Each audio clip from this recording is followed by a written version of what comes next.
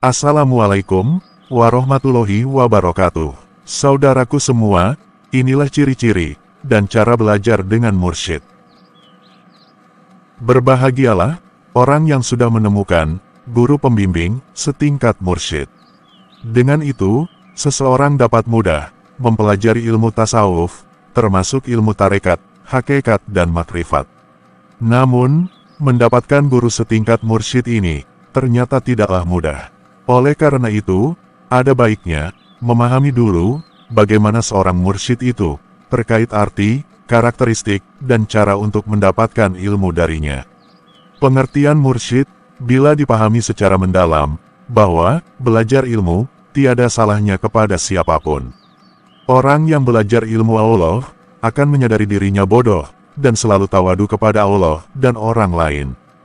Kadangkala disadari kebenaran tidaklah selalu datang kepada orang yang berpangkat atau hebat, malah didapat dari orang awam biasa.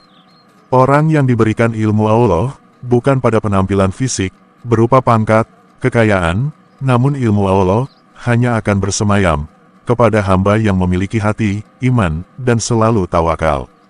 Sabda Nabi Shallallahu Alaihi Wasallam, barang siapa yang dikehendaki Allah menjadi baik, maka Allah akan memberikan kecerdasan, pemahaman, sebaik-baiknya dalam hal agama. H.R. Bukhari. Diberikan atau tidaknya ilmu Allah kepada seseorang adalah hak Allah, dan Allah yang menentukan sendiri bagaimana seseorang dapat menguasai ilmunya. Karena itu, jelas ada orang yang dilebihkan atas hamba yang satu dengan lainnya terkait dengan penguasaan ilmu Allah, dan disitulah mursyid berada sebagai orang yang diberi kelebihan, baik derajat, dan kemuliaan terkait ilmu Allah Subhanahu wa Ta'ala. Ciri dan karakteristik seorang mursyid, karena itu, untuk mendapatkan guru setaraf mursyid tidaklah mudah. Allah lah yang menunjukkan sesuai kadar, niat kesungguhan, dan tingkat keimanan seseorang, serta ibadah yang dilakukannya. Beberapa ulama memberikan karakteristik sebagai berikut. 1. Sederhana, tidak selalu terkenal, cenderung tersembunyi. Ulama mursyid tidak selalu identik dengan ulama yang dikenal luas atau terkenal, malah kadang-kadang tempatnya terpencil dan posturnya sangat sederhana serta selalu tawadu. Ada sebagian malah disembunyikan Allah. 2. Ucapannya pasif, tidak mau benar sendiri, lalu kalimat yang terucap lebih banyak pasif, tidak pernah menunjuk dirinya, saya atau aku, apalagi mau benar sendiri, semua karena Allah Subhanahu wa Ta'ala, dan ajarannya memberi kesejukan di hati. 3. Memiliki ilmu hikmah. Memiliki ilmu hikmah dalam artian, mampu membaca ayat-ayat terkait ciptaan dan kejadian Allah yang terjadi di langit, bumi, dan seisinya.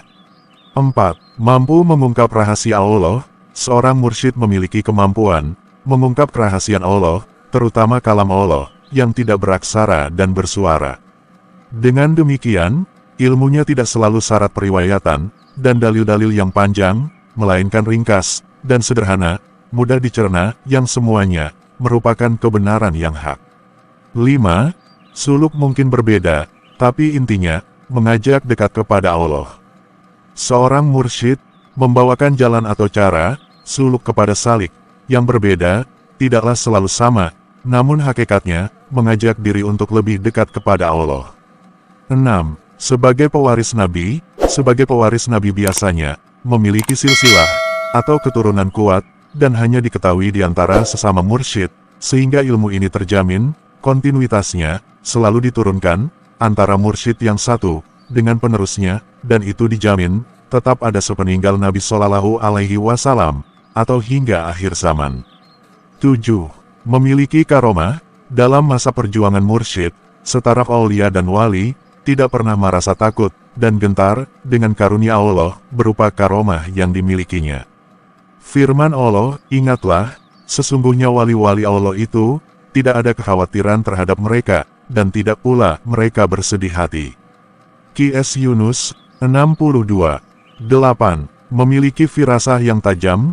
Kedekatannya kepada Allah menjadi wajar bila seorang mursyid, sebagaimana orang soleh, memiliki kemampuan dapat mengetahui beberapa hal yang tersembunyi terkait diri kita, bahkan dia akan tahu jauh sebelum kedatangan kita. Hal itu, dikarenakan seorang mursyid itu, memiliki firasah, mengetahui rahasia Allah, yang diberikan kepadanya, tentang suatu hal, atau kejadian dari makhluknya. Sesuai hadis, dari Abu Sa'id Al-Khudri, bahwa Rasulullah Shallallahu Alaihi Wasallam, bersabda, "Takutlah terhadap firasah seorang mukmin, sebab, ia melihat dengan cahaya Allah, kemudian membaca ayat, Inna fizalika, li ayatin lil mutawasimin, H.R. Tirmidzi." 9. Mandiri, tidak bergantung kepada orang lain, mampu menghidupi dirinya sendiri, dengan keyakinan yang kuat, pada rezeki Allah, sehingga tidak bergantung, pada orang atau kelompok lain. Ini yang disebut ifah, artinya dapat mencukupi dirinya, dan memiliki keyakinan yang kuat, akan rezeki Allah kepadanya. Cara belajar kepadanya, bila karakteristik ini, ditemukan, tetapkan dan niatkan, untuk belajar kepadanya, niatkan untuk patuh kepadanya. Patuh adalah, syarat atau adab, untuk mendapatkan ilmu batin ini. Mursyid adalah, orang yang dicintai Allah, karena, dengan mencintai orang yang dicintai Allah, maka Allah akan menyayangi kita.